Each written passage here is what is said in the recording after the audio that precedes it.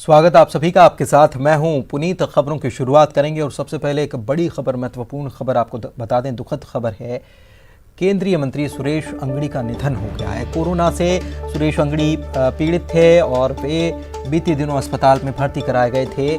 AIIMS Delhi में उनका इलाज चल रहा था। बीती 11 तारीख को 11 सितंबर को उनमें कोरोना के लक्षण आए थे। इस बात का उन्होंने भी ट्वीट करके जानकारी दी थी और बताया था कि उन्हें कोरोना के लक्षण आए हैं और वे अस्पताल में इलाज कराने के लिए भर्ती हुए हैं। आपको बता दें कि वे कर्नाटक के बेलगावी से वे सांसद थे। 2004 से लगातार वे वहां से जीतते हुए आ रहे थे और 2019 में उन्हें केंद्रीय राज्य मंत्री बनाया गया था। तो कोरोना की वजह से उनका निधन हो गया है। रेल राज्य मंत्री सुरेश अंगड़ी थे। 65 साल की उम्र उनकी और इस दिल्ली के एम्स में उनका इलाज चल रहा था। प्रधानमंत्री मोदी ने इस खबर के बाद ट्वीट किया है और शोक जताया है। वहीं मुख्यमंत्री शिवराज सिंह चौहान ने भी इस पर दुख व्यक्त किया है और श्रद्धांजलि अर्पित की है।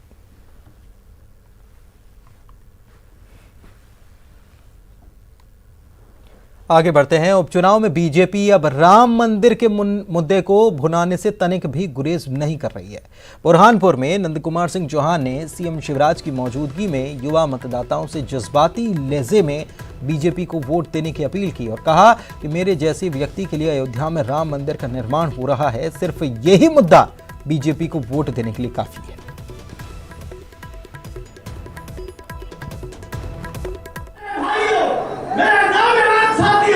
आज एक यही मुद्दा भगवान राम का मंदिर अयोध्या में बन रहा है। मेरे जैसे व्यक्ति को भाजपा के लिए वोट देने के लिए ये एक ही मुद्दा काफी है। एक ही मुद्दा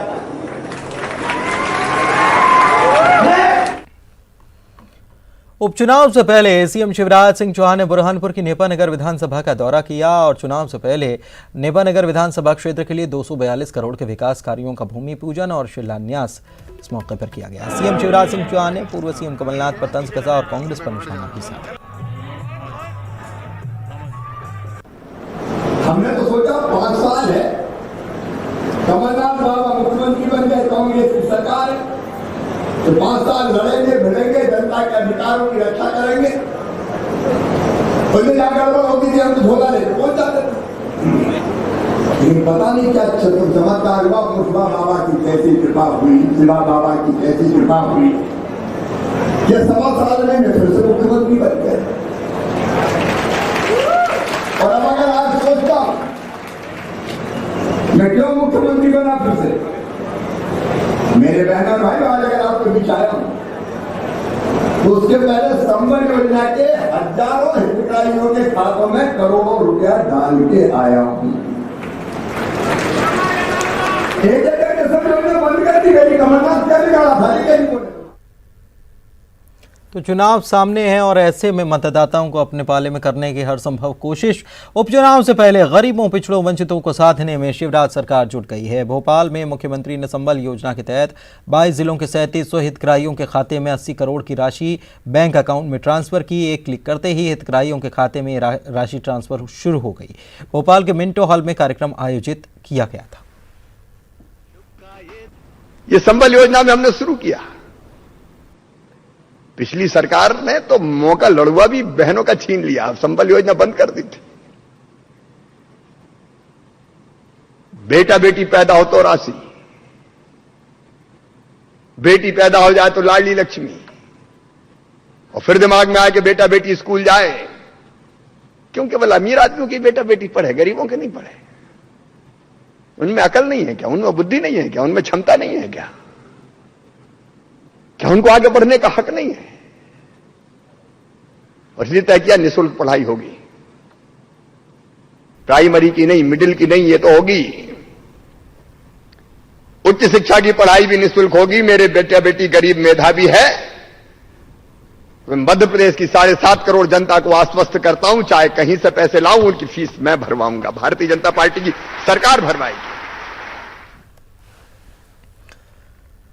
दूसरी तरफ बेरोजगार युवाओं के लिए सरकार अब सरकारी नौकरी का पिटारा खोल चुकी है। शिवराज सरकार बड़ी संख्या में सरकारी नौकरियों में खाली पड़े पदों को भरने जा रही है। गृह, राजस्व, जेल, लोक निर्माण, शिक्षा, स्वास्थ्य विभागों में सरकार खाली पदों को जल्द ही भरने जा रही है।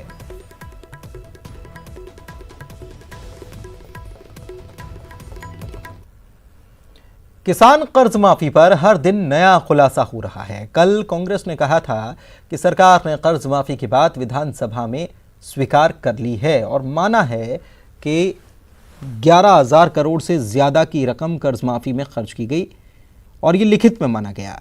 लेकिन इसके बाद जब ये मामला सामने आया तो बीजेपी पर पार्टी हमलावर भी हो गई कांग्रेस। आज दूसरी तरफ मंत्री भूपेंद्र सिंह ने यह खुलासा किया है। जब कांग्रेस ने यह दावा किया कि सरकार ने तो मान लिया, तो भूपेंद्र सिंह फिर सामने आए और उन्होंने यह खुलासा किया कि विधानसभा में तो जानकारी जो दी गई थी वो तो गलत ही जानकारी दे दी गई। अब गलत जानकारी क्यों दी गई, सरकार इसकी जांच कराएगी। भूपेंद्र सिंह के बयान पर पूर्व मंत्री पीसी शर्मा ने पलटवार भी किया और कहा कि विधानसभा में सच बात थी वो सामने आई और अब सफेद झूठ बोला जा रहा है। गृह मंत्री नरोत्तम मिश्रा ने किसानों की कर्ज माफी पर भी बयान दिया। क्या कहा सुनिए।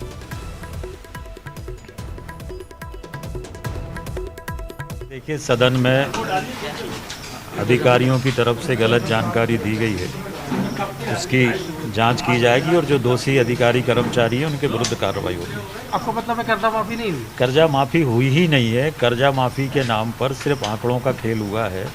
फर्जी प्रमाण पत्र किसानों को दिए गए हैं, बैंकों के ऊपर पूरा बर्डन डाल दिया गया है, जिसके लिए कल मुख्यमंत्री जी ने कोऑपरेटिव बैंकों को 800 करोड़ रुपए की राशि दी है। इन्होंने कोई कर्ज माफी नहीं की है, ना के बराबर हुई है, फर्जी प्रमाण पत्र बांटे। कांग्रेस कह रही सरकार आपकी अधिकारी आपके हैं, फिर गलत जानकारी है। नहीं, इसलिए उसके जांच के आदेश दिए हैं। अधिकारियों ने गलती की है तो उस पर कार्रवाई होगी। 2,000 और 4,000 रुपए माफ करने की बात जो कही गई है वो हुए हैं। हम बात कर रहे हैं 2 लाख रुपए की। आप मिलाओ मती कांग्रेस की उसमें मत आओ और आप कांग्रेस और भाजपा के चक्कर में मत आओ। आप तो मीडिया वाले किसी गांव में जाओ, 10 दिन के अंदर 2 लाख रुपए जो राहुल गांधी बोल के गए थे वो किसी भी गांव के 10 किसानों के उठा लो। 2 लाख हुए हो, 1.5 लाख हुए हो, 1 लाख हुए हो तो उठा के लाओ और मीडिया के सामने बिठाल दो। अपने आप दूध का दूध पानी का पानी हो जाएगा। इसलिए सफेद झूठ पकड़ में आया कि सरकार तो एक तरफ बोल रही है कि 11,500 करोड़ से ज्यादा के हुए और सिंधिया जी के क्षेत्र में 17,000 से ज्यादा किसानों की ऋण माफी हुई है और मुख्यमंत्री कह रहे हैं 6,000 करोड़। अब भी विधानसभा में जवाब देने के बाद भी सफेद झूठ बोला जा रहा है कि 6,000 करोड़। तो ये सफेद झूठ है। अगर किसानों की अगर किसी ने मदद की है तो कांग्रेस पार्टी ने की है और अब जो कुछ भी ये कर रहे हैं ऊँट के मुंह में जीरा है। इधर कृषि मंत्री कमल पटेल ने कांग्रेस और पूर्व सीएम कमलनाथ पर निशाना साधा और कहा कि कमलनाथ को तो माफी मांगनी चाहिए। कमलनाथ सबसे पहले प्रदेश की जनता से माफी मांगे कि हाँ, हमने झूठ बोला, हमने वचन झूठे दिए, हम नहीं कर पाए, इसलिए हम माफी चाहते हैं। हमने जो मुख्यमंत्री बनकर सबसे पहले झूठ बोला उसके लिए कमलनाथ माफी मांगे, नहीं तो इस्तीफा दे। तुम जनप्रतिनिधि लायक नहीं हो। उल्टा चोर कोतवाल को डांटे, बोले शिवराज जी और सिंधिया जी माफी मांगे। क्यों मांगे माफी? तुमने झूठ बोला है, तुमने धोखा दिया है किसानों को, इसलिए तुम माफी मांगो। और दूसरा, 1,553 करोड़ कमलनाथ जी तुम्हारे कारण किसानों को बीमा कम मिला। 19 का तुमने तो दिया नहीं, 18-19 का वो शिवराज जी ने दिया। 4,688 करोड़ हमने दिए 22 लाख किसानों को, लेकिन वो मिलना था 6200 करोड़। लेकिन आपने इसके अलावा फाइनेंस का 75% किया। पहले जवाब दो, बताओ जनता को, किसानों को कि आपने 75% क्यों किया। 1,553 करोड़ कमलनाथ जी किसानों के खातों में जमा कराए, नहीं तो सोनिया गांधी जमा कराएं। और जब तक जमा नहीं कराएंगे ये मध्य प्रदेश के किसान कभी कांग्रेस को माफ करने वाले नहीं है। इंदौर में अनुग्रह सहायता राशि वितरण कार्यक्रम में शामिल होने पहुंचे गृह मंत्री नरोत्तम मिश्रा ने एक बार फिर से पूर्व मुख्यमंत्री कमलनाथ को निशाने पर लिया और कहा कि कमलनाथ को गरीबों के दर्द का एहसास नहीं होता है। उन्होंने गरीबों की सारी योजनाएं बंद करने की कोशिश की। बड़े आदमी थे, उद्योगपति थे, सोने का चम्मच मुंह में लेके पैदा हुए, वो क्या जानते गरीब का दर्द। कहावत भी है ना कि जाके पाए ना फटी बिमाई, भूखा जाने पीर पर आई। ऐसे कमलनाथ जी थे, ये शिवराज जी है। ये अंतर है, एक गरीब का है, एक किसान का बेटा है, और इसलिए संबल जैसी योजना जरूरी है। प्रियंका गांधी के प्रदेश दौरे को लेकर अब सियासत तेज हो गई है। भूपेंद्र सिंह ने इस पर तंज कसा है, कहा है कि वो जहां जहां गई कांग्रेस को हार का सामना करना पड़ा। तो दूसरी तरफ मंत्री पीसी शर्मा की तरफ से, पूर्व मंत्री पीसी शर्मा की तरफ से इस मामले में कहा गया कि वो आ रही हैं तो कांग्रेस को इसका फायदा जरूर होगा। देखिए, एक तो मध्य प्रदेश इस समय कांग्रेस नेतृत्व विहीन है। दूसरा, जहाँ तक प्रियंका गांधी जी का है सवाल, तो वो जहाँ जहाँ चुनाव प्रचार में गई है वहाँ कांग्रेस की पूरी तरह पराजय हुई है। यहाँ पर भी हुई। प्रियंका गांधी जी आ रही है वहाँ, मैं सोचता हूँ हो सकता है नवरात्रि में आए और वहाँ दर्शन करें पीताम्बर पीठ के। और इस बीच जो जिले पड़ेंगे मुरैना, भिंड, ग्वालियर, दतिया जो भी, तो उसमें क्योंकि आएंगी कांग्रेस की महामंत्री हैं, सबसे संपर्क मिलेगी और निश्चित तौर पर प्रियंका गांधी जी का एक प्रभाव है महिलाओं पे और युवाओं पे, उस सबका लाभ कांग्रेस पार्टी को मिलेगा। मंत्री प्रद्युम्न सिंह तोमर ने पूर्व सीएम कमलनाथ पर बड़ा हमला बोलते हुए कहा कि अगर कमलनाथ के 15 महीनों के कार्यकाल की जांच हो जाए तो वो जेल चली जाएगी। ये भी कहा कि मैं केंद्र सरकार से मांग करता हूं कि कमलनाथ सरकार के 15 महीनों का लेखा जोखा खोला जाए। अगर सही से जांच होगी तो वह हवालात के अंदर हो।